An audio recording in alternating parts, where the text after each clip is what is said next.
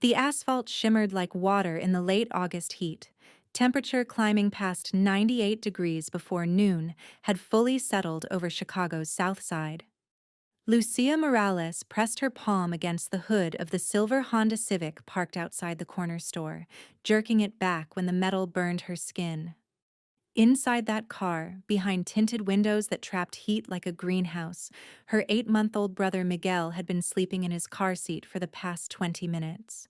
Her mother had promised to be quick, just running inside to cash a check, maybe 5 minutes tops. That had been at 11:47, according to the cracked screen of Lucia's phone. Now it was 12:09, and the August sun beat down with the kind of merciless intensity that killed dogs left in parking lots and made news anchors warn about heat stroke. Lucia's hands shook as she cupped them against the window, trying to see through the tint. Miguel's small form remained still in the rear-facing car seat, his head lolled to one side in a way that made her chest tighten with panic she couldn't quite name. She'd knocked on the glass twice already, calling his name, but he hadn't stirred. The store's security guard had already told her to stop making a scene. Her mother had the keys. She'd be out soon. Stop being dramatic. But Lucia knew what soon meant in her mother's world. Soon meant another hour, maybe 2, while she stood in line at the currency exchange next door, or ducked into the liquor store, or ran into someone she knew and lost track of time, while chemicals rewired her priorities. If you're enjoying this story so far, don't forget to hit the like button and subscribe. Drop a comment telling me where in the world you're watching from. I love hearing from you. Lucia's worn sneakers carried her in anxious circles around the vehicle, each lap revealing no new solutions. She was 12 years old, responsible for a baby she hadn't asked for, but loved with a fierceness that sometimes scared her. The weight of that responsibility pressed down on her shoulders like the heat itself, making it hard to breathe. She'd already tried calling her aunt, but the number went straight to voicemail. Her grandmother lived 3 hours away in Rockford. There was no one else, just her and Miguel and a locked car that was becoming an oven. A bead of sweat rolled down her temple as she made another circuit, her mind racing through impossible options. Break the window? She'd seen it in movies, but what if the glass hurt Miguel when it shattered? Call the police? That meant CPS, meant questions about why her mother left them, meant Miguel disappearing into the system while Lucia got shuffled to a different kind of hell. The thought of losing him made her stomach twist into knots. She pressed her face against the driver's side window again, and this time she was certain. Miguel's skin looked flushed, his breathing too shallow. Terror crystallized in her chest, sharp and cold, despite the oppressive heat. That's when she saw him. Across the street, emerging from a black Mercedes S-Class that cost more than 3 years of her mother's rent, was a man who made everyone else on the sidewalk instinctively create space. He moved with the kind of controlled grace that suggested violence held perfectly in check. His charcoal suit immaculate despite the heat, not a single wrinkle marring the expensive fabric. Lucia had seen him before. Everyone in this neighborhood had seen Dante Marchesi at some point, though most people were smart enough to pretend they hadn't. He owned the restaurant on the corner, and 3 buildings on this block, and probably a dozen other businesses that operated in the gray areas between legal and not. Her mother had warned her about men like him. Dangerous, connected, the kind of people you crossed the street to avoid. But as Lucia watched him pause on the sidewalk, checking his phone with the same casual authority that seemed to radiate from his very presence, a desperate calculation formed in her mind. Dangerous men had power. Power meant resources. Resources meant the ability to open a locked car door. She didn't let herself think beyond that. Didn't let herself consider what might happen after, what price might be demanded for help from someone whose assistance came with strings she couldn't see. Miguel's life mattered more than consequences she couldn't predict. Her legs carried her across the street before conscious decision fully formed, dodging between cars that honked irritation at her sudden appearance. She stumbled slightly as her foot caught on the raised curb, catching herself just before she would have fallen to her knees on the scorching concrete. Dante looked up from his phone, dark eyes tracking her approach, with the kind of assessment that missed nothing.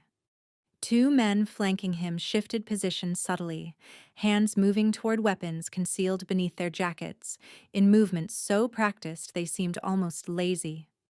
Lucia forced herself to keep walking, each step requiring courage she had to scrape from the bottom of her depleted reserves. She stopped exactly 3 feet from him, close enough to speak without shouting, far enough to respect the invisible boundary his presence created. "Please," she said, the word emerging rougher than she'd intended, her throat tight with fear and heat and desperation that tasted like copper. "My baby brother is alone in the car. It's hot. Really hot. He's not waking up." The words tumbled out in a rush, sentences fragmenting as panic finally cracked through the control she'd been maintaining. Her hand lifted, pointing back across the street toward the silver Honda that sat baking in the August sun.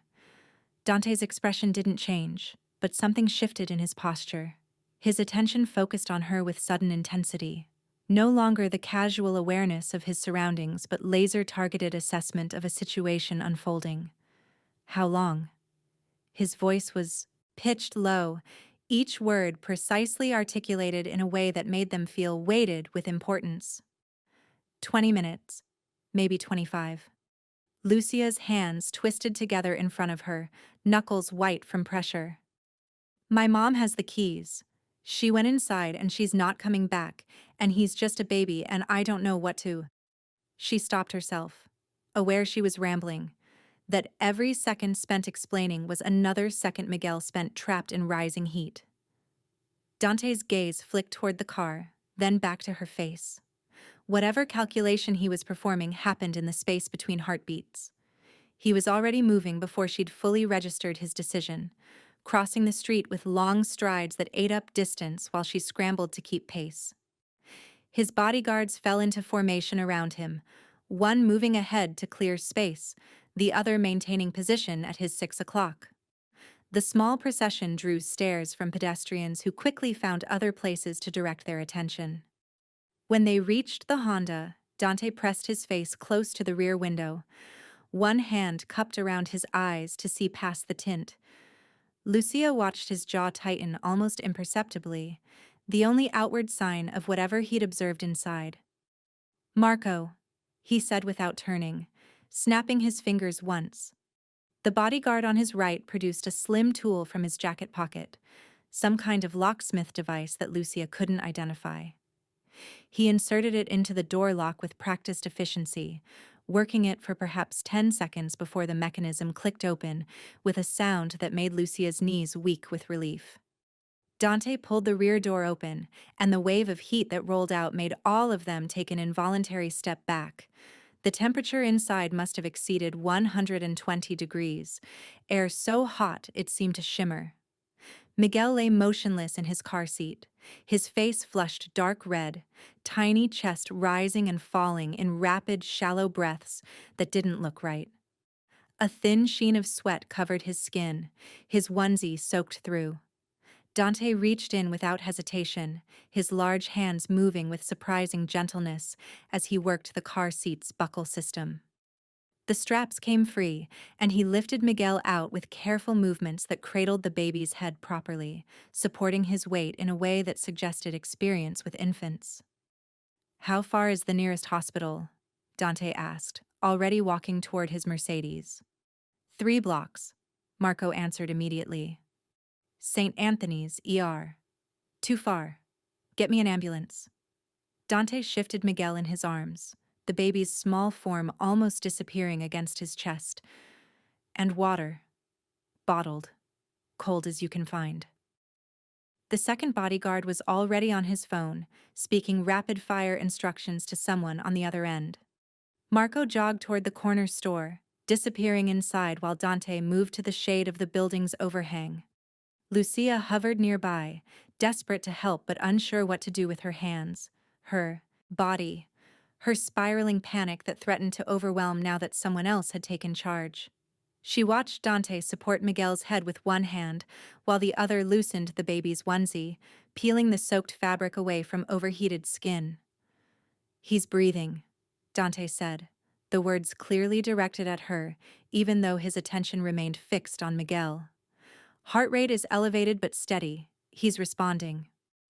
The clinical assessment helped somehow, transforming her formless terror into concrete information she could process. Miguel was alive. He was breathing. His heart was working. Marco returned at a run, carrying 2 bottles of water and a small towel from somewhere.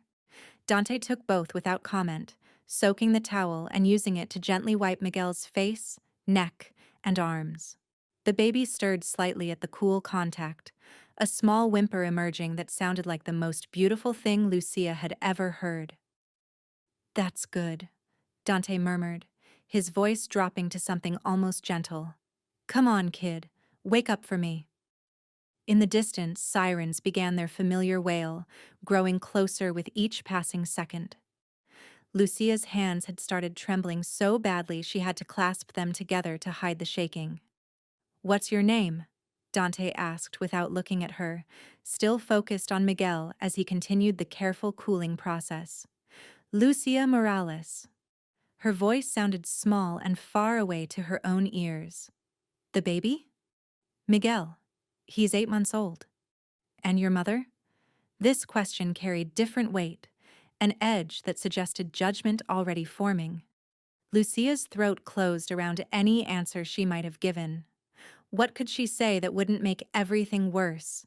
That wouldn't confirm what Dante had probably already concluded about the kind of mother who left an infant locked in a car on the hottest day of the year. The ambulance rounded the corner, lights flashing as it pulled up to the curb. 2 paramedics emerged with practiced efficiency, immediately assessing the situation with quick glances that took in the expensive car, the well-dressed man holding a baby, and the nervous girl hovering nearby. Infant, approximately 8 months old, locked in vehicle for 20 to 25 minutes in extreme heat. Dante reported with the kind of clear, factual delivery that made the paramedics' job easier. Temperature inside the vehicle estimated at 120 plus. Currently semi-responsive, breathing rapid and shallow, skin flushed and hot to touch. I've been cooling him externally for approximately 4 minutes. The female paramedic took Miguel from Dante's arms, her partner already setting up equipment. They worked with efficient coordination, taking vital signs and starting an IV line while asking questions Lucia struggled to answer through the fog of her panic. "Is there a parent present?" the male paramedic asked, looking between Dante and Lucia with obvious confusion about their relationship. "I'm his sister," Lucia managed. "Our mom. She's inside the store. She'll be right out." The lie tasted bitter, but some instinct told her the truth would make everything more complicated. If they thought their mother was coming, maybe they'd focus on Miguel instead of the circumstances that brought them to this moment.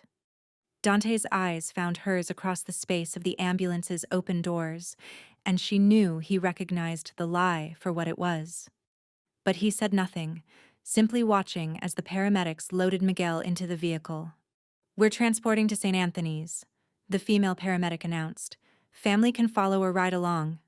"I'll take her," Dante said before Lucia could respond.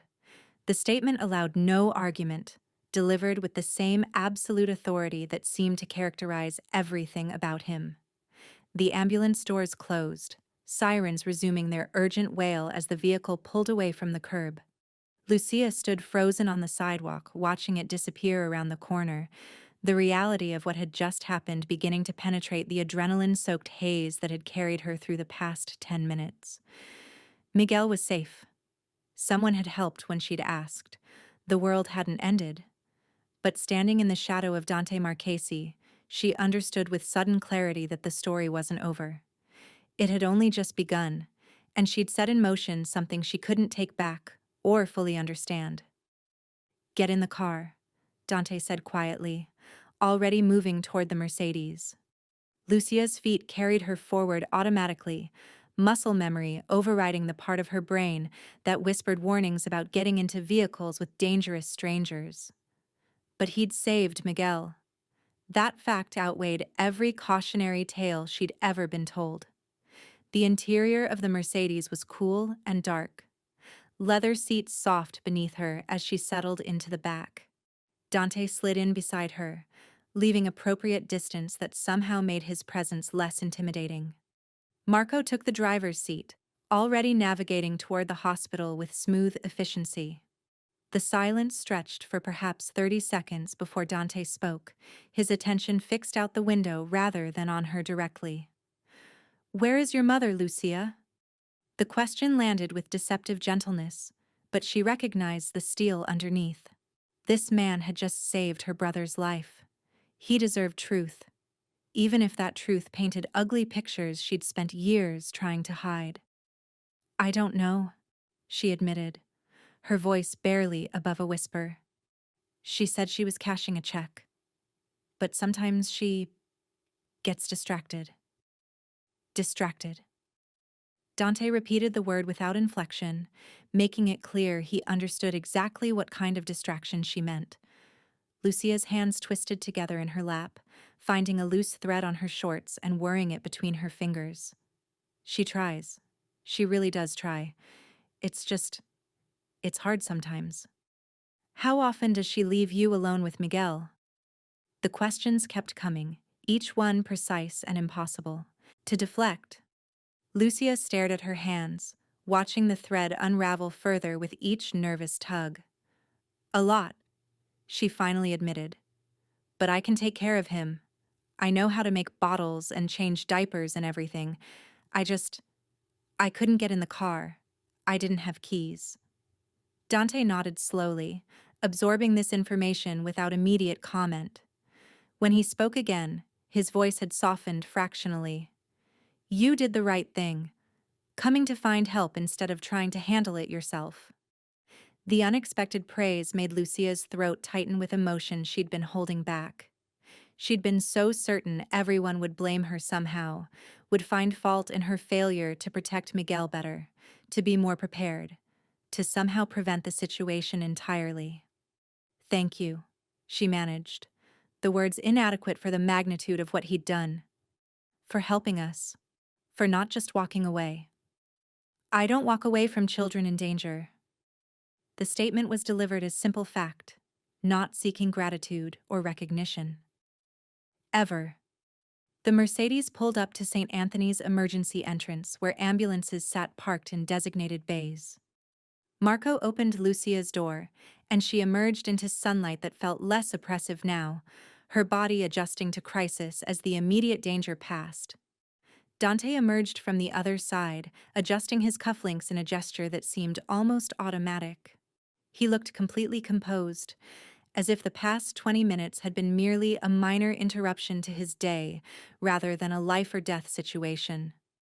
"Marco will take you inside," he said. "Make sure they have all the information they need.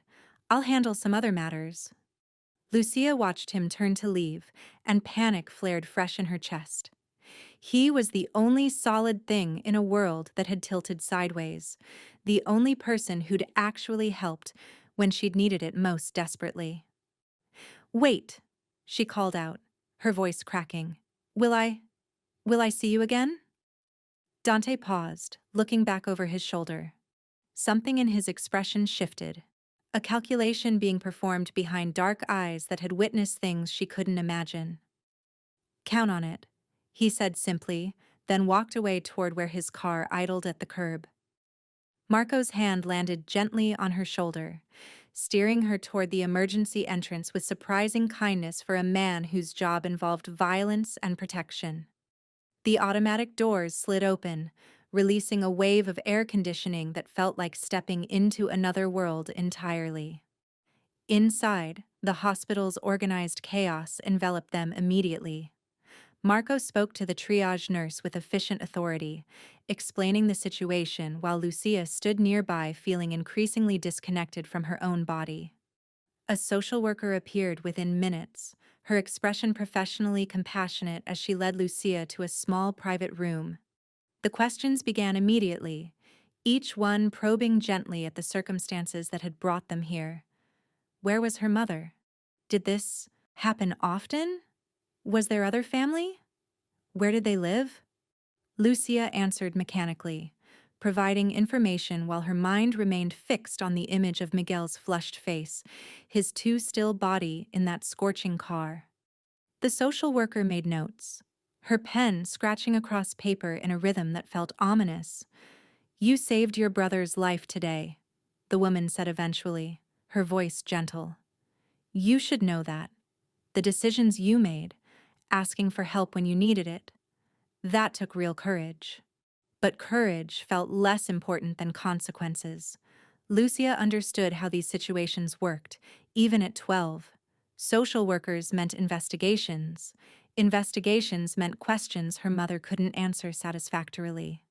Questions led to decisions about whether children were safe in their current homes. The door opened and a doctor entered, still wearing scrubs that had small cartoon animals printed across them. His expression was carefully neutral as he looked at Lucia. "Miguel is going to be fine," he said, leading with the information that mattered most. "He's responding well to fluids and cooling measures. His core temperature is dropping, and all his vitals are stabilizing." Relief flooded through Lucia so powerfully she felt dizzy, her hands gripping the arms of the plastic chair to keep herself upright. Miguel was okay. Everything else could be managed, but Miguel was alive and getting better. "Can I see him?" she asked, already starting to stand.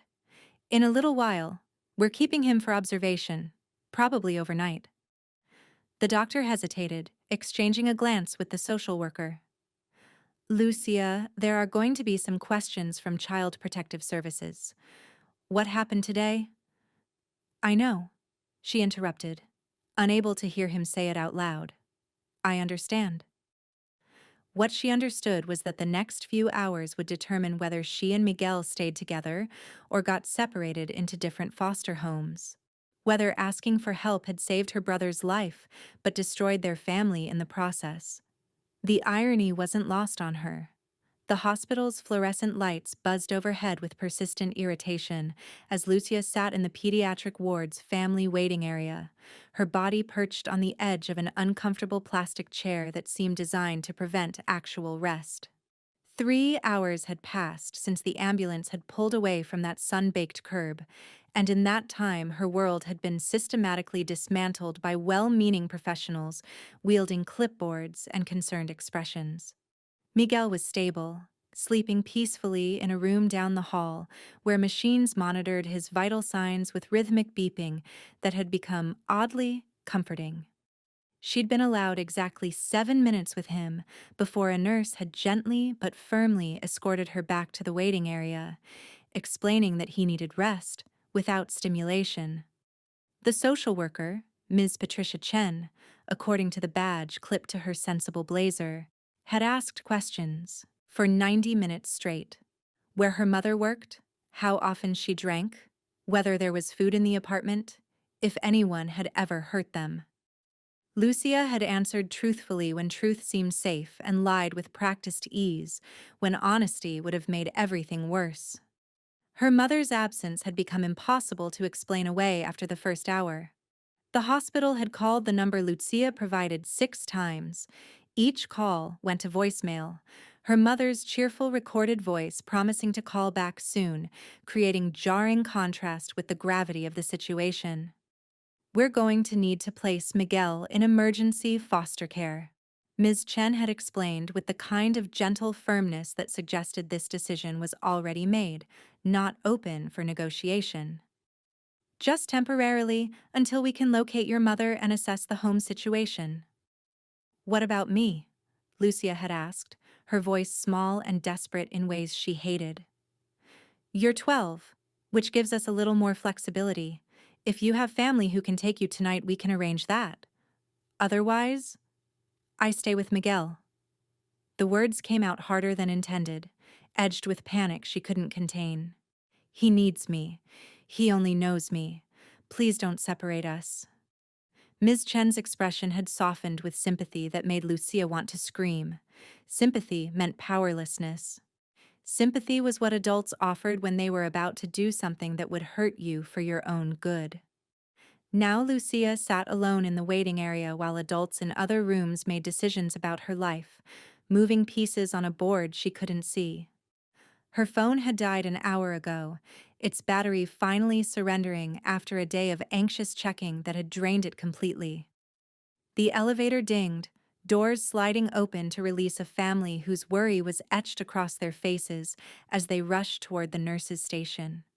Normal people dealing with normal emergencies, not children whose mothers disappeared and left babies in locked cars. Lucia's eyes burned with tears she refused to shed. Crying wouldn't change anything. Crying was weakness she couldn't afford when she needed to convince these people she was capable of taking care of Miguel, that they belonged together regardless of what their mother did or failed to do. The elevator dinged again. This time, Dante Marchesi stepped into the corridor, his presence transforming the sterile hospital hallway into something else entirely.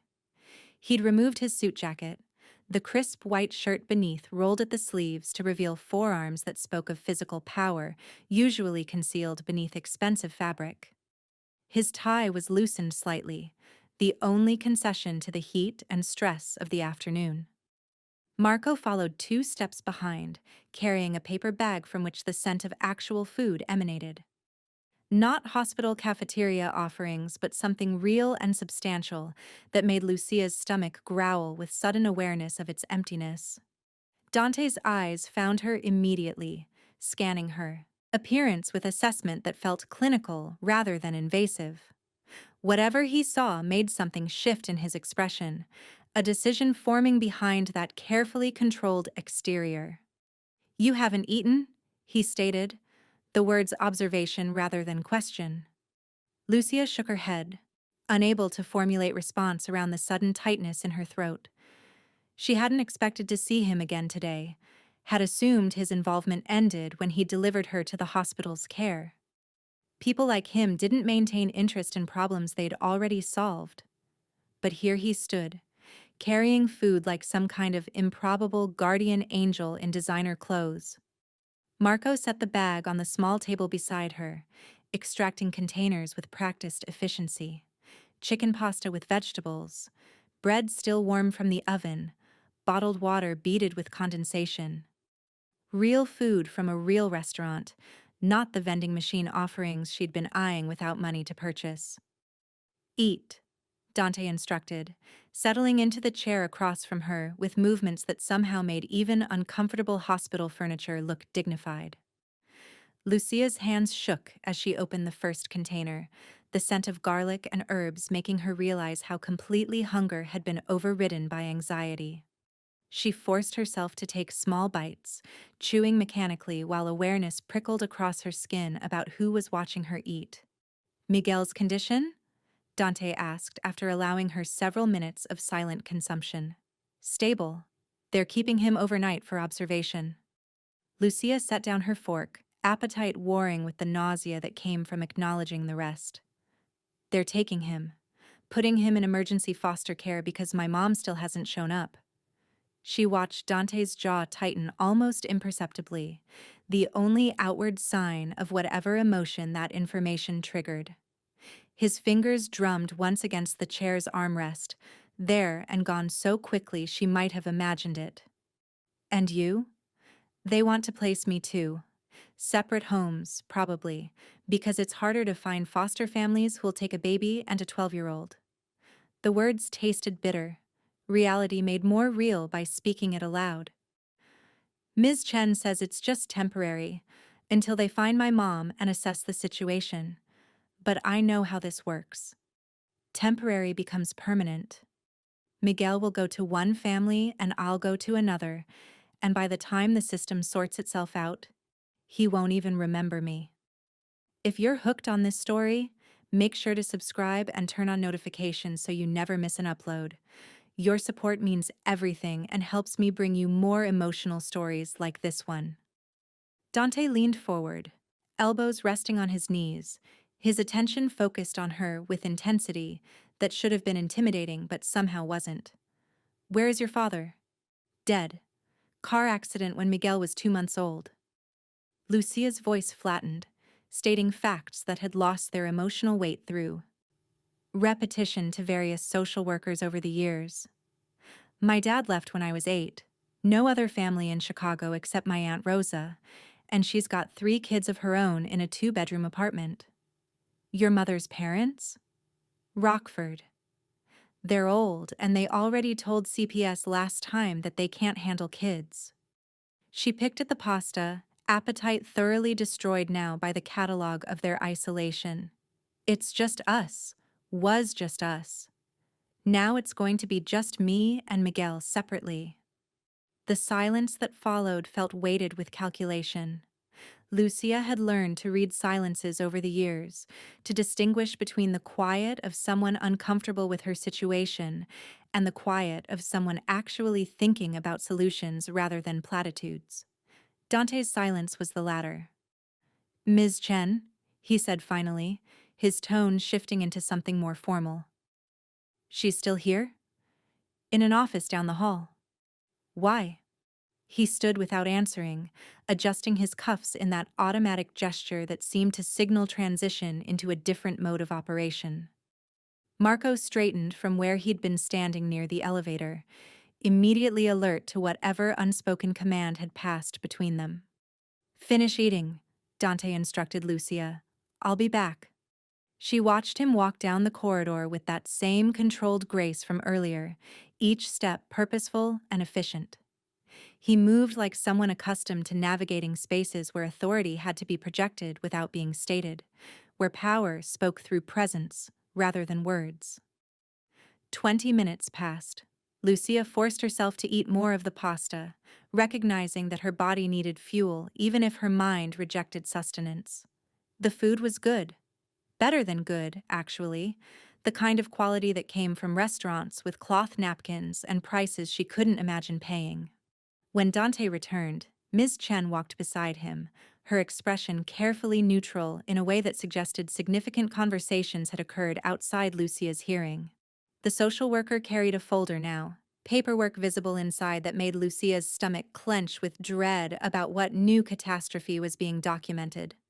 "Lucia," Ms. Chen began, settling into the chair Dante had vacated.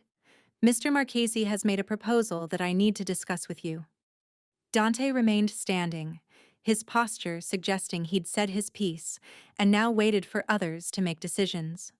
Marco had disappeared somewhere, leaving just the 3 of them in this artificial privacy carved from a public waiting room. "What kind of proposal?" Lucia's voice emerged steadier than she felt, some part of her already bracing for disappointment. Ms. Chen glanced at Dante before continuing. "Mr. Marchesi has offered to serve as your temporary guardian, both you and Miguel. He has a residence with appropriate space, resources to provide care, and—" She hesitated, choosing words carefully. "Connections that have allowed us to expedite the background check process. That normally takes several days." Lucia's mind stuttered, trying to process what she was hearing. "He wants us to live with him." "Temporarily," Ms. Chen emphasized, "until we can locate your mother and conduct a proper assessment. Mr. Marchesi has agreed to certain conditions: regular home visits from our office, compliance with all court requirements, and immediate notification if circumstances change." This couldn't be real. Strangers didn't take in children they'd met hours ago. Especially not strangers like Dante Marchesi, whose life operated in worlds so far removed from hers they might as well exist in different dimensions. "Why would you do this?" Lucia asked him directly, bypassing the social worker to address the source of this impossible offer. Dante's expression remained neutral, but something flickered in his eyes that might have been recognition of a reasonable question. "Because splitting you up serves no one's interests. Miguel needs stability and familiarity during a traumatic time. You need to be with your brother. I have resources that aren't being used." The explanation was practical, almost clinical. It avoided any suggestion of sentiment or personal investment, framing the offer as logical resource allocation rather than charity or kindness. "There's another option," Ms. Chen interjected, her professional obligation requiring her to present alternatives. "Emergency foster placement through our traditional system. It would likely mean separation, at least initially, but these are established caregivers who—" "No." The word came out harder than Lucia intended, panic sharpening her tone into something almost aggressive. "If he's offering, I want to stay with Mr. Marchesi, both of us together." Ms. Chen studied her for a long moment, weighing factors Lucia couldn't see or influence.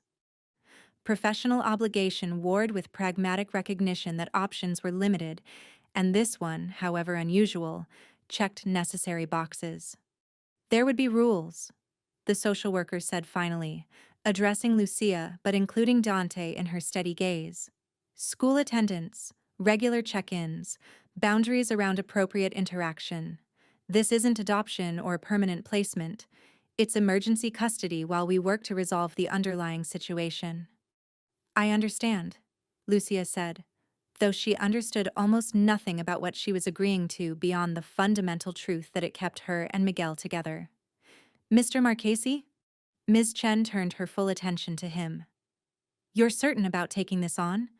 The responsibility is significant, and if circumstances become untenable—" "They won't," he said simply, the statement delivered with absolute certainty that allowed no room for doubt or qualification.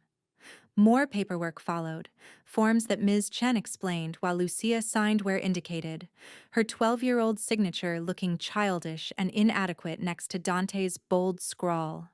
Phrases like temporary guardianship and emergency placement and court review in 30 days floated past her comprehension, legal framework for a situation that defied normal categorization. Miguel would be released in the morning, pending final medical clearance. Lucia would go home with Dante tonight, get settled, and return tomorrow to collect her brother when the hospital discharged him. The reality of what she'd agreed to began penetrating her shock only after Ms. Chen had departed with promises to visit within 48 hours. Lucia stood in the now empty waiting area. Her few possessions: phone, dead battery, keys to an apartment she might not return to. $7.34, clutched in hands that wouldn't stop trembling. "Ready?" Dante asked, his tone suggesting this was simply the next practical step rather than a monumental shift in her entire existence. Lucia nodded, unable to trust her voice. She followed him to the elevator, Marco materializing from wherever he'd been waiting to fall into position. The descent felt longer than it should have, floors ticking past while reality rearranged itself into shapes she didn't recognize. The Mercedes sat in the hospital's front circle, engine running and interior cool against the evening heat that had finally broken. Lucia slid into the back seat, her body sinking into leather that probably cost more than her mother's monthly income. They pulled away from St. Anthony's, leaving behind the building where Miguel slept under professional supervision. Guilt stabbed through Lucia's chest at the thought of him waking alone, but logic reminded her that nurses were there, that he was safe, that this was just for one night. The neighborhood they drove through grew progressively nicer, buildings transforming from utilitarian apartment complexes to renovated brownstones to estates set back from the street behind gates and careful landscaping. Lucia watched this transition through the window, each block representing economic stratification made visible in architecture and lawn maintenance. Marco turned into a private drive, stopping at a gate where security cameras tracked their approach. The barrier slid open silently, granting access to a circular drive that wrapped around a fountain where water cascaded over marble tiers in the gathering twilight. The house, though house felt inadequate to describe it, rose 3 stories of elegant stone and large windows that glowed with warm light. It looked like something from a magazine, the kind of residence that existed in a completely different universe from the cramped 2-bedroom apartment where Lucia had spent her 12 years. "Jesus," she breathed, the word escaping before she could censor herself. It's a lot, Dante acknowledged, his tone neutral but not unkind. You'll get used to it. Marco opened her door and Lucia emerged onto pristine pavers that had probably never seen a weed. The evening air carried the scent of jasmine from somewhere in the manicured gardens. Everything, perfectly maintained by people whose entire job was creating this kind of beauty. She followed Dante up the wide front steps, through doors that opened into an entrance hall bigger than her apartment's living room. Marble floors reflected light from a chandelier overhead, the space managing to be impressive without feeling cold or museum-like. A woman appeared from a doorway to the right, late 50s with kind eyes and the comfortable efficiency of someone who'd been managing households for decades. Mr. Marchesi, she greeted, then turned her attention to Lucia with a smile that seemed genuine. And you must be Lucia. This is Elena, Dante introduced. She manages the house. If you need anything, food, clothes, supplies, she'll help you. Elena stepped forward, her assessment of Lucia's rumpled, sweat-stained clothes kind rather than judgmental. Let me show you to your room, honey. I've got some things set out that should fit well enough for tonight. And we can go shopping tomorrow for whatever else you need.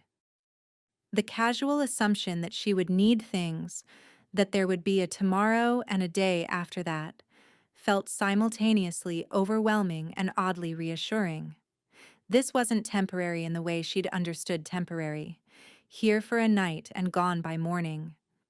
This was structured, planned, anticipated. Lucia glanced at Dante, seeking some kind of permission or confirmation that following Elena was the right move. He nodded once, that economical gesture that seemed to communicate entire paragraphs.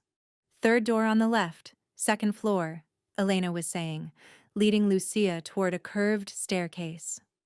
Right next to the nursery we've been setting up for your brother. Mr. Marchesi had quite a list of things to acquire on short notice.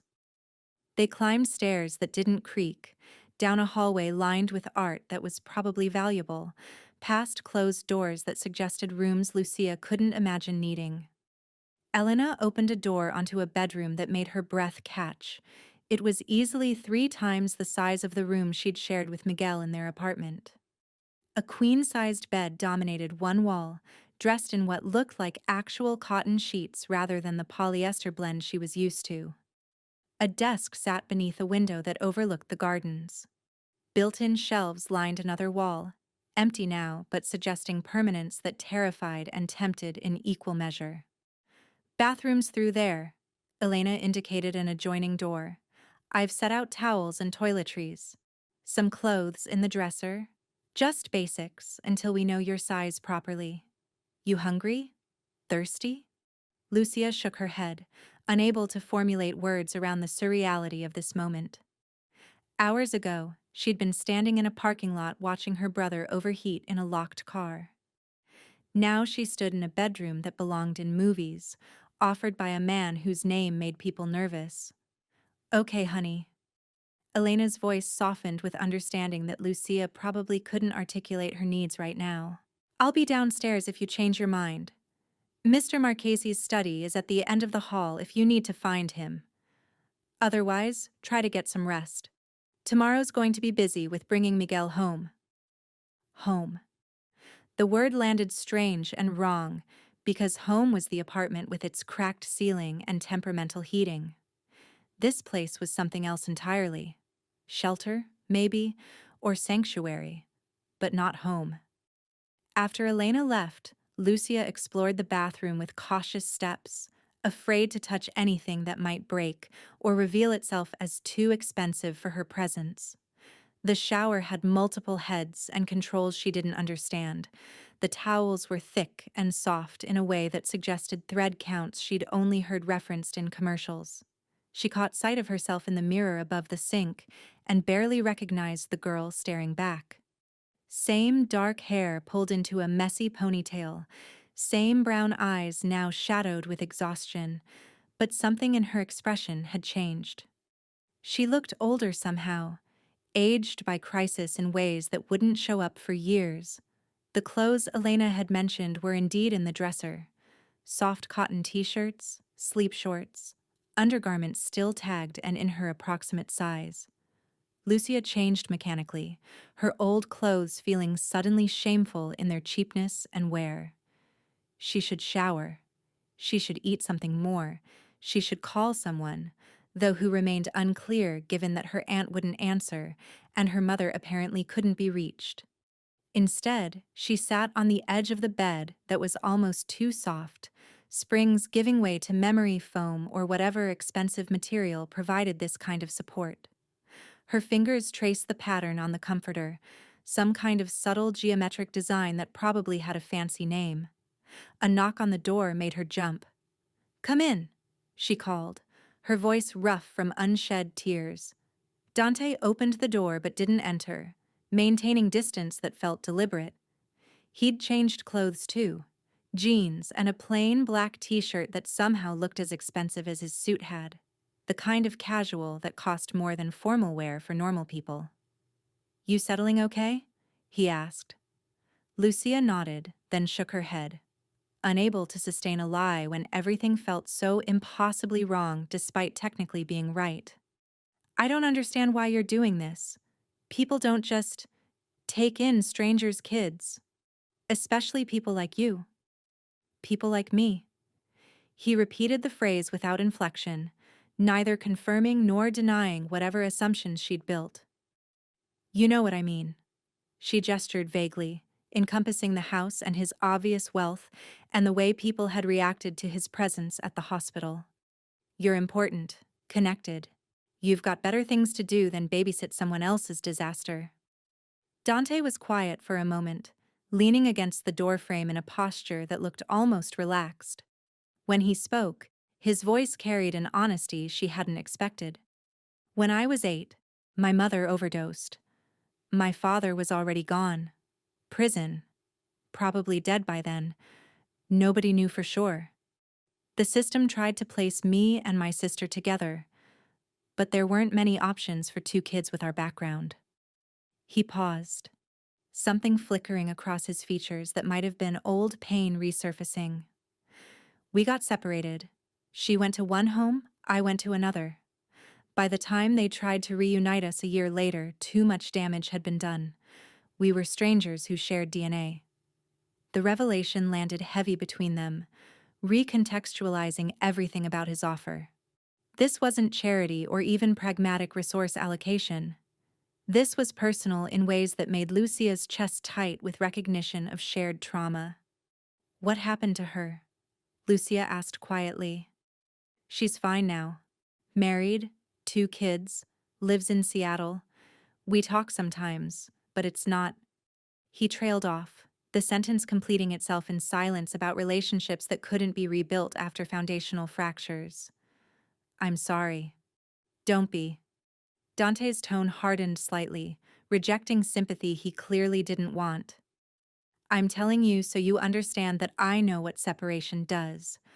I know what the system does to kids who get shuffled around, and I have the resources to prevent that from happening to you and Miguel, if you'll accept the help." Lucia studied his face, searching for deception or hidden motives, and finding only tired honesty from someone who'd clearly lived through enough to recognize tragedy unfolding. "There's really no catch? No expectations or requirements beyond the obvious?" "The obvious being don't burn down my house or steal anything?" A ghost of humor colored his words. "Then no.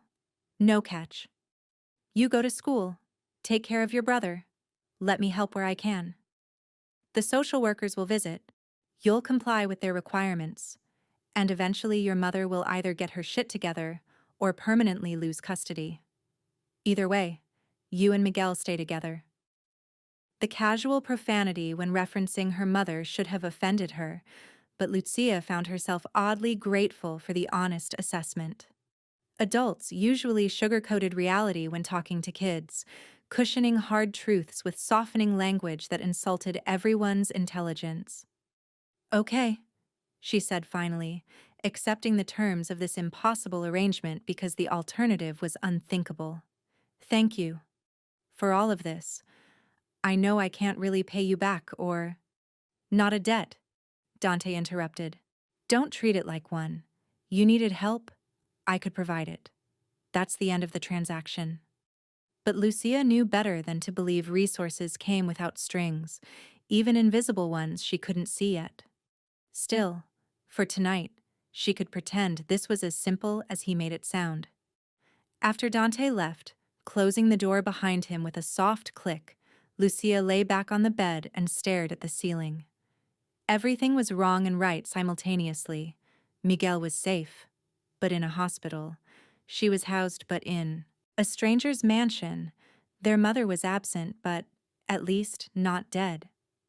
She reached for her phone before remembering it was dead. No way to check the time or scroll mindlessly through social media to avoid thinking. The silence of the house pressed in around her, broken only by distant sounds of Elena moving around downstairs. Tomorrow Miguel would come home. They'd figure out how to exist in this strange new reality. She'd go to school eventually, face questions from classmates about where she'd been and why. The machinery of Child Protective Services would grind through its processes, interviewing and assessing and making decisions. But tonight, Lucia was safe. Miguel was alive. And a man who'd been a stranger this morning had decided their survival mattered enough to alter his own life. She closed her eyes against tears that finally broke free, crying silently into pillows that smelled like lavender and money, mourning the death of her old life even as she clung desperately to this new one. Morning arrived with soft light filtering through curtains Lucia hadn't remembered closing, the expensive fabric diffusing sunlight into something gentle and golden. For 3 confused seconds she forgot where she was.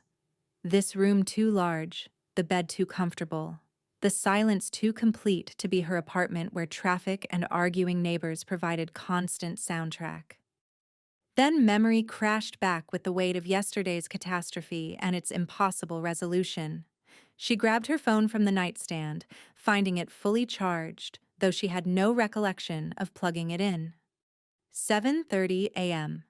The hospital had said Miguel could be discharged after 9, pending final doctor's clearance and more paperwork that would document this chapter in their increasingly complicated file. Lucia dressed in the clothes Elena had provided, jeans that fit surprisingly well, and a soft blue t-shirt that didn't advertise any brands or bear stains from previous owners. Everything smelled clean and new, tags removed, but the crispness of never-worn fabric still evident. She found her way downstairs by following the scent of coffee and something baking, her stomach responding with enthusiasm to the promise of actual breakfast. The kitchen was enormous, all gleaming counters and professional-grade appliances that suggested someone took cooking seriously here. Elena stood at the stove, flipping pancakes with practiced efficiency. She turned when Lucia entered, her smile warm and genuine. "Good morning, honey. Sleep okay?" "Yes, ma'am." The formal address slipped out automatically, years of her mother's insistence on respecting elders overriding the casual way Elena had spoken to her. "Just Elena is fine." She slid pancakes onto a plate, adding fresh strawberries and a drizzle of syrup. "Mr. Marchesi's in his study handling some business, but he'll drive you to the hospital whenever you're ready." Lucia accepted the plate with murmured thanks, settling at the kitchen island. That could have seated 8 people comfortably. The pancakes were perfect, fluffy and golden, not the slightly burned offerings from their apartment's temperamental stove. She ate slowly, trying to memorize this moment of quiet normalcy before the chaos resumed. "We'll need to pick up some things for Miguel," Elena continued, already making a list on a notepad. "Formula, diapers, clothes, if what you have isn't sufficient. I've set up the nursery with basics, but you'll know better than me what he needs." The casual assumption that Lucia's input mattered, that her knowledge of Miguel's routines and preferences carried weight in this household, made her throat tighten unexpectedly. Adults usually talked around her when making decisions about her life, not inviting her participation. "He's on Similac," she offered. "The sensitive formula because the regular kind upsets his stomach. And he likes the nighttime diapers even during the day because they hold more when my mom forgets to change him on time." She stopped abruptly, realizing she'd just admitted neglect to someone who could report it to Ms. Chen. But Elena's expression held no judgment, only practical acknowledgement of information received.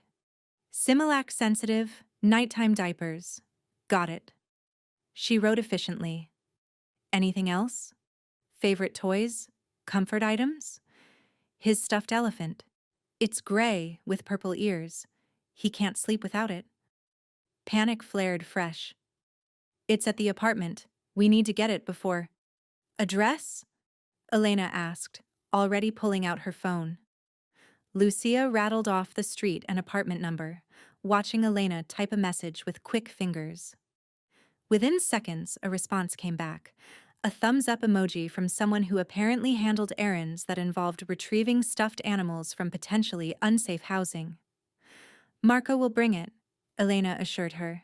"He'll grab anything else you think Miguel needs. Make a list." The efficiency was staggering.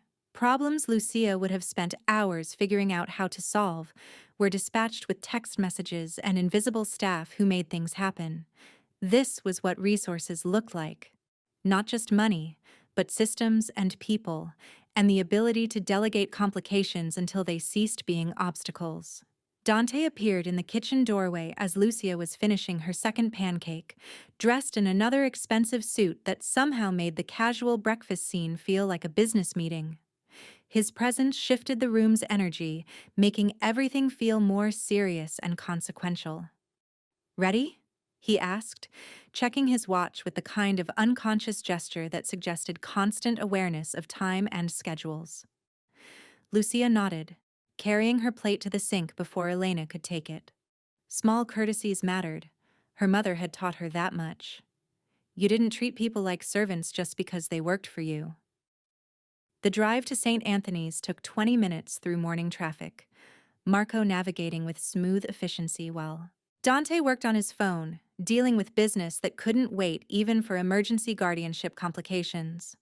Lucia watched Chicago slide past the window, the city looking different from inside this expensive vehicle, less threatening, more manageable. They found Miguel awake and cranky in his hospital room, his cries audible from the hallway. Lucia rushed to his crib, lifting him out with practiced ease despite the IV line still attached to his arm. He calmed immediately at her familiar scent and voice, his small body relaxing against her chest in ways that made her eyes burn with relief. "Hey, baby," she murmured, swaying gently. "I'm here. Everything's okay now." The doctor's exam was brief and positive. Miguel's vitals were excellent, the IV could come out, and discharge paperwork would be ready within the hour. Ms. Chen appeared with more forms, her professional assessment taking in Dante's presence and Lucia's obvious comfort with Miguel. "How was the first night?" the social worker asked, the question directed at Lucia but including Dante in her evaluative gaze. "Good. Fine. The room's really nice." Lucia heard herself defaulting to safe answers that revealed nothing about the surreality of sleeping in a mansion or the strangeness of accepting help from someone who'd been a stranger 24 hours ago. Ms. Chen made notes, her pen scratching observations that would become part of their permanent record. "I'll be conducting a home visit on Friday, 2 p.m. if that works for everyone." Dante nodded once, already pulling out his phone to presumably add the appointment to whatever calendar governed his complicated life. More paperwork followed. Discharge instructions, follow-up appointments, prescriptions for electrolyte solution that Miguel would need over the next few days. Lucia signed where indicated. Her role as sister transformed into something more official through the machinery of emergency custody. They left through a different exit to avoid the main lobby's crowd, Marco appearing with a car seat that was newer and safer looking than the one that had been in her mother's Honda. He installed it with expert efficiency, demonstrating knowledge of child safety that seemed incongruous with his obvious role as muscle. Miguel dozed off within minutes of the car starting, the combination of motion and exhaustion overriding his usual resistance to daytime sleep. Lucia sat beside him, one hand resting gently on his chest to feel the reassuring rise and fall of breathing that yesterday had been shallow and desperate. "We need to talk about your mother," Dante said quietly from the front seat, his voice pitched low enough not to wake Miguel. Lucia's stomach clenched. "What about her?" "She's been located, currently in a holding cell at the 23rd District Station, arrested yesterday evening on an outstanding warrant for failure to appear." The information landed with sick familiarity. This wasn't the first time her mother had been arrested, wouldn't be the last if patterns held. Usually, it was minor things: unpaid tickets, missed court dates for traffic violations, but the system didn't care about minor when you failed to show up. "How long?" Lucia asked, meaning how long until release, and all the complications that would follow. 72 hours minimum, possibly longer depending on what the judge decides about the child endangerment situation. Dante's tone remained neutral, delivering facts without editorial comment. "Ms. Chen has already filed emergency custody orders. Your mother will be served with paperwork when she's released." "She'll be pissed." The understatement felt absurd even as Lucia spoke it. Her mother's rage when cornered by consequences was legendary. Loud, aggressive, blamed everyone except herself. "Let her be pissed." Dante's voice hardened slightly. "She left an 8-month-old locked in a car in 98-degree heat. She's lucky Miguel survived, and she's not facing homicide charges." The blunt assessment should have made Lucia defensive, should have triggered the impulse to protect her mother that had been trained into her through years of covering for addiction and irresponsibility.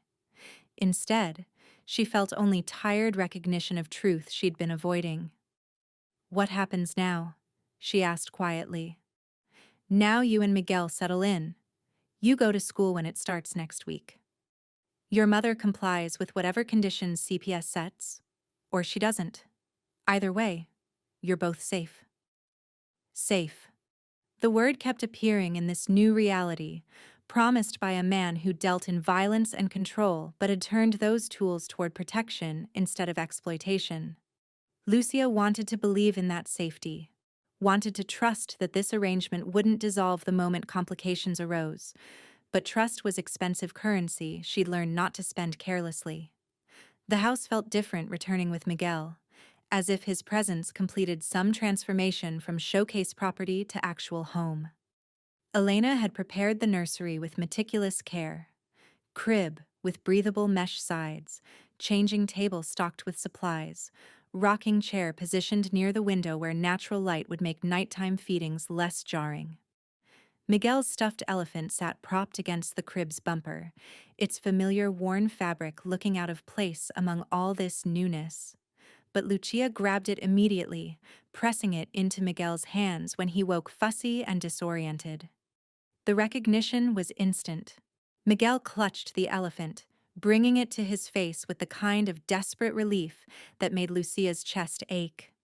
This ratty stuffed animal that had survived 3 moves and countless washing machine cycles, was home in ways that fancy nurseries could never replicate. "He okay?" Dante appeared in the doorway, maintaining distance but clearly monitoring the situation. "Yeah, just needed his elephant." Lucia settled into the rocking chair, Miguel heavy and warm in her arms. "He'll probably sleep for a while. The hospital messed up his schedule."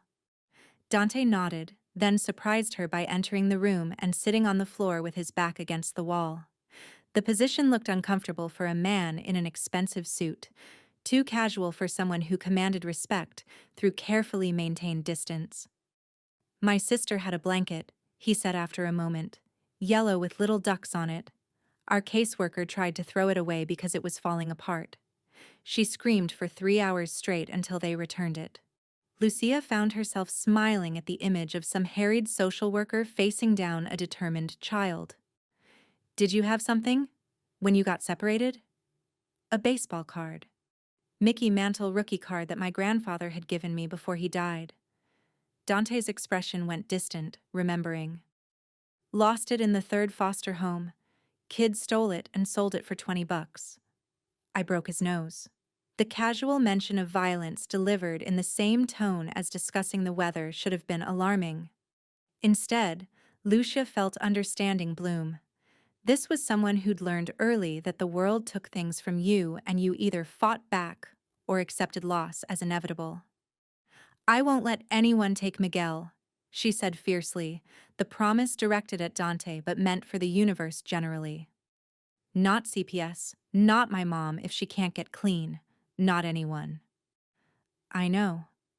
He studied her with that same intensity from their first meeting, seeing past 12-year-old exterior to whatever core of steel had carried her across traffic to grab a stranger's attention. That's why this is going to work. 3 days passed in strange domestic routine that felt like playing house in someone else's life. Lucia established Miguel's schedule. Elena helped with meal preparation and laundry, and Dante appeared periodically between business obligations to check that everything functioned smoothly. Ms. Chen's Friday home visit went better than expected. She toured the nursery, observed Lucia's competent care of Miguel, and interviewed Dante about his expectations and boundaries. Her notes reflected cautious approval, though she stressed that this arrangement remained temporary and under regular supervision. Your mother's been released, Ms. Chen informed them as she prepared to leave. She's been served with custody orders and a court date in 2 weeks. I'll be meeting with her Monday to discuss reunification requirements. Reunification. The word hung ominous and inevitable because that was always the system's goal. Return children to biological parents regardless of whether those parents had fixed anything fundamental about why removal happened in the first place. What if she doesn't comply? Lucia asked, needing to know the alternative scenarios. Then the court will consider other permanent options. But let's not get ahead of ourselves. Ms. Chen's professional optimism felt forced. Many parents successfully complete the requirements and regain custody. After she left, Lucia found Dante in his study, staring at his computer screen without apparent focus. She knocked on the open door, waiting for his acknowledgement before entering the space that clearly served as his command center. What if she does comply? Lucia asked without preamble. What if she finishes whatever program they make her do and passes her drug tests and the court says we have to go back? Dante swiveled his chair to face her fully, giving her question the serious consideration it deserved. Then we deal with that when it happens. But compliance isn't the same as actual change, and judges aren't stupid. If she's just going through motions, that becomes apparent quickly. And if it doesn't become apparent? If she fools everyone like she's fooled social workers before? The fear tasted bitter, old anxiety resurfacing with new stakes attached. Then you call me. The statement was delivered with absolute certainty. Doesn't matter if it's been 6 months or 6 years. You call me and I handle it. The promise shouldn't have meant as much as it did. This man who'd known her less than a week, offering long-term protection that extended beyond legal obligations. But Lucia felt something loosen in her chest, the constant vigilance that had defined her existence since Miguel's birth, finally finding respite. Why do you care? She asked, voicing the question that had circled her thoughts since accepting his help. Really? Not the stuff about your sister or understanding the system. Why does it matter to you specifically what happens to us? Dante was quiet for a long moment, his expression cycling through emotions too quick to catalog. When he spoke, his voice carried weight that suggested truth extracted from places he rarely accessed. Because I spent 20 years building power and influence, and most of it gets used for things that don't particularly matter. Business deals, territorial disputes, maintaining position in hierarchies that ultimately mean nothing. He gestured vaguely, encompassing his study and, presumably, his entire operation. But this? Keeping a kid and her baby brother together? That actually means something. That's power being useful instead of just being power. The honesty in that admission, the acknowledgement that his life's work often felt meaningless despite its scope, revealed vulnerability Lucia hadn't expected from someone so carefully controlled.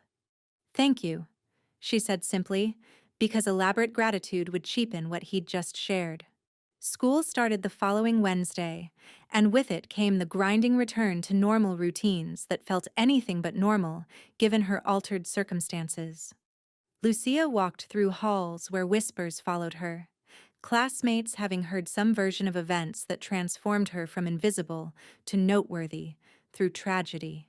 She ignored the speculation, focused on maintaining grades that would prevent social workers from finding academic concerns to add to their evaluation lists.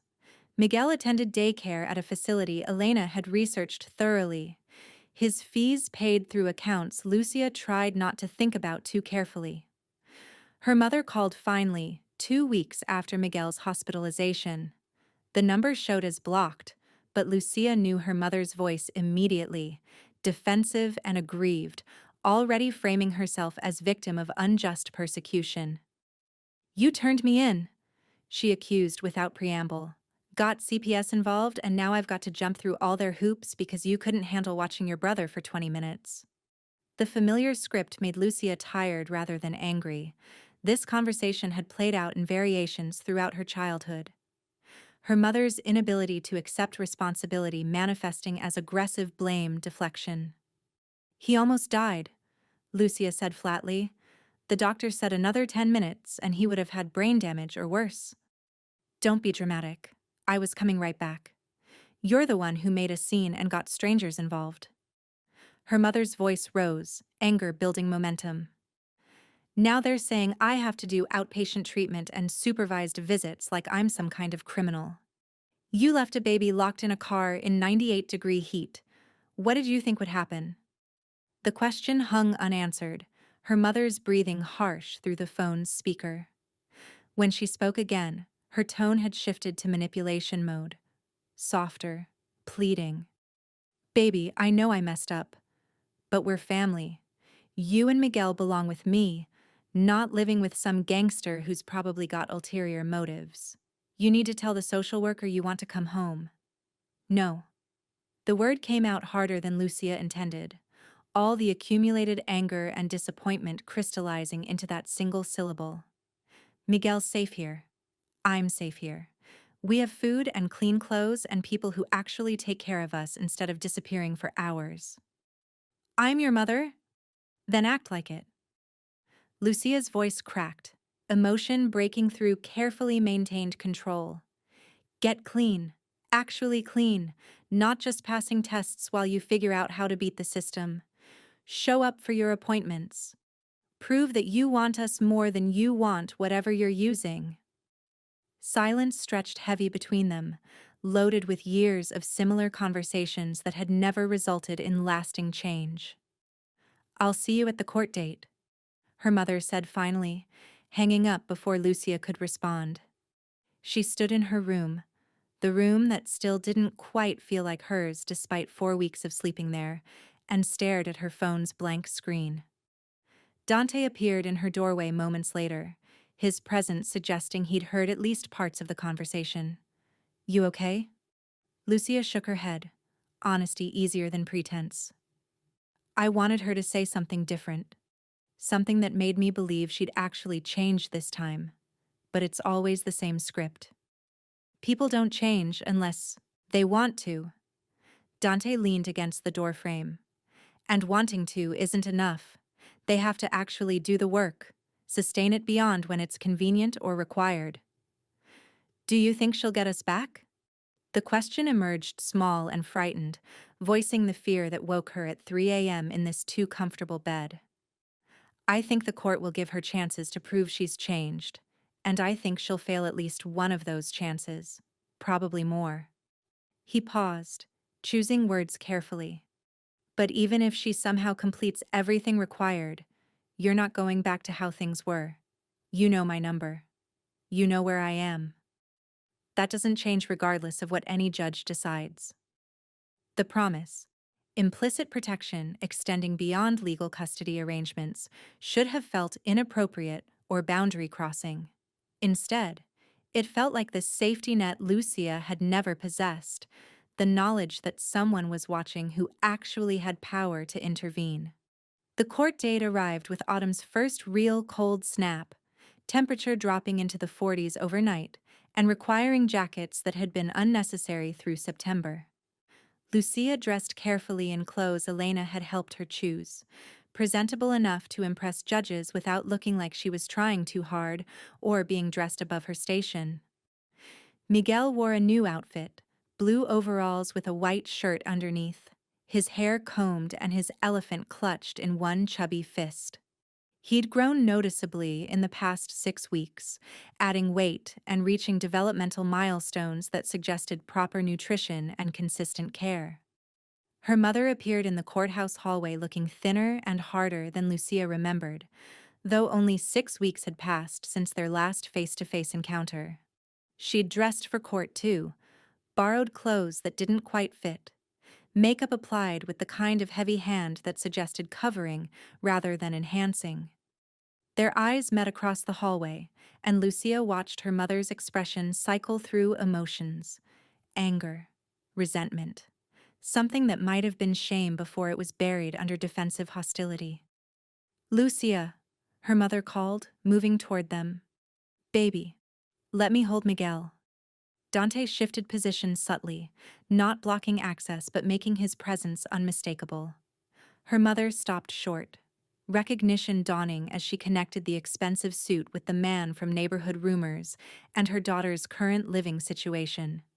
"You're Marchesi."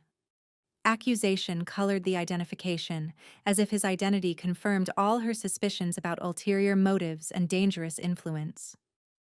"I am." He offered no elaboration or justification, simply acknowledged the fact and waited for her next move. "This is kidnapping. You can't just take people's children because you have money and connections." Her mother's voice rose, drawing attention from others waiting in the courthouse corridor. "I'm calling my lawyer."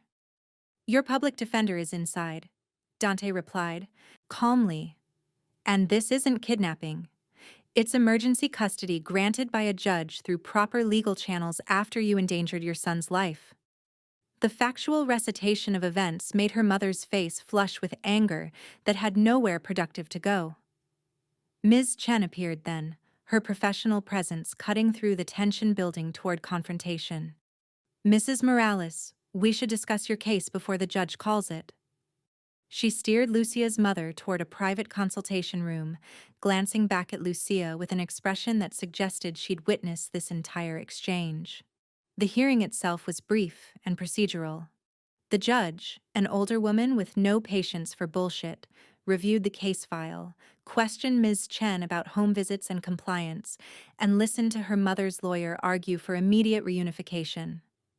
Lucia gave her testimony when called, answering questions honestly about Miguel's care and her mother's patterns. She didn't embellish or editorialize, simply stated facts that painted their own damning picture. When asked if she felt safe returning home, Lucia met her mother's eyes and said clearly, "No, Your Honor, not yet." The judge's ruling extended temporary custody for another 90 days, contingent on her mother completing outpatient treatment, maintaining housing, and demonstrating consistent sobriety through random testing. Supervised visitation would begin in 2 weeks, escalating to unsupervised if compliance remained consistent. 3 months. Lucia would have 3 more months of stability before this review process repeated. 3 months where Miguel would continue gaining weight and hitting milestones. 3 months where she could focus on school instead of survival. Her mother left the courthouse without attempting further conversation, her expression carved from stone that might crack if she acknowledged emotion. Lucia watched her go, feeling nothing resembling victory, only tired recognition that this battle would likely repeat in 90 days with similar results. "You did good in there," Dante said as they walked toward the parking garage, telling the truth even when it was hard. It didn't feel good. Lucia adjusted Miguel's weight on her hip, his elephant dragging against her side. It felt like betrayal. Truth often does, when people want you to lie for them. He held the door open, waiting while Marco brought the car around. "But you protected Miguel. That's what matters." That night, after Miguel had been fed and bathed and sung to sleep with lullabies Lucia barely remembered learning, she stood at her bedroom window looking out over the gardens that had become familiar through repetition. 6 weeks ago, she'd been a different person. Smaller, more frightened, unable to imagine asking strangers for help, or accepting it when offered. A knock interrupted her thoughts. Dante stood in her doorway, still wearing his suit despite the late hour. "There's something I wanted to give you," he said, extending his hand palm up. In it sat a key, simple brass, unmarked, completely ordinary except for what it represented. "Front door," he explained, "and the gate code. You're not a guest here, Lucia. You're not temporary. Whatever happens with your mother, whatever the courts decide, you have a place here as long as you need it." Lucia took the key, its weight somehow significant despite being just metal. The gesture meant permanence, meant commitment beyond emergency arrangements or temporary custody. It meant home, in ways that transcended blood relation or legal obligation. "Thank you," she whispered, closing her fingers around the key. "For everything. For saving Miguel. For letting us stay. For not making us feel like charity cases or obligations." "You're not." Dante's expression softened slightly, rare vulnerability showing through careful control. "You're family now. Different kind than blood, maybe, but family all the same." 3 months later, when her mother failed her fourth random drug test and missed half her required appointments, the court terminated parental rights with relative efficiency. There was a hearing, more testimony, her mother's tears and promises that rang hollow against the documented pattern of non-compliance. Lucia felt relief more than grief, relief that the uncertainty was over, that Miguel would grow up in stability rather than chaos, that she could finally stop bracing for the moment everything got taken away. Adoption paperwork took another 6 months to finalize, legal machinery grinding through requirements and waiting periods. But the day the judge signed the final order, making Dante Marchesi legally responsible for 2 children he'd met through crisis rather than choice, Lucia understood what safety actually meant. It meant someone choosing you repeatedly, not because they had to, but because your well-being mattered enough to alter their life permanently. It meant protection without price tags, help without ulterior motives, family built from intention rather than accident. That evening, Elena made a cake, chocolate with vanilla frosting, Miguel's new favorite since he'd started eating solid foods. They ate together in the kitchen, the 4 of them plus Marco, who'd become a fixture in their strange assembled household. Miguel, now 15 months old and walking with determined wobbling steps, smeared frosting across his face while clutching his elephant in one sticky hand. He laughed at something only toddlers found hilarious, the sound filling the kitchen with pure, uncomplicated joy. Lucia caught Dante's eye across the table and smiled, understanding passing between them that required no words. They'd built something impossible here. Family from strangers, safety from danger, love from the most unlikely circumstances. "Thank you," she mouthed, meaning everything that simple phrase couldn't encompass. He nodded once, that economical gesture that had become familiar language between them, acknowledging the gratitude while deflecting its weight. Outside, Chicago settled into evening, the city continuing its complicated existence beyond these walls. But inside this house that had become home, Lucia finally allowed herself to believe in permanence, to trust that tomorrow would look like today, that the ground beneath her feet had solidified after years of quicksand. Miguel toddled over to Dante, holding up his elephant with demanding insistence that it be admired. Dante lifted the boy onto his lap, examining the worn toy with serious attention that made Miguel giggle. Watching them, Lucia felt her chest expand with something too large to contain. Gratitude and relief and love mixing into emotion that didn't have adequate names. This was family. Not the one she'd been born into, but the one she'd found through desperation and impossible luck. And it was enough. More than enough. It was everything. Thank you so much for watching until the end. If you love this story, check out the other videos on your screen now. I think you'll really enjoy them. And don't forget to subscribe if you haven't already. See you in the next story.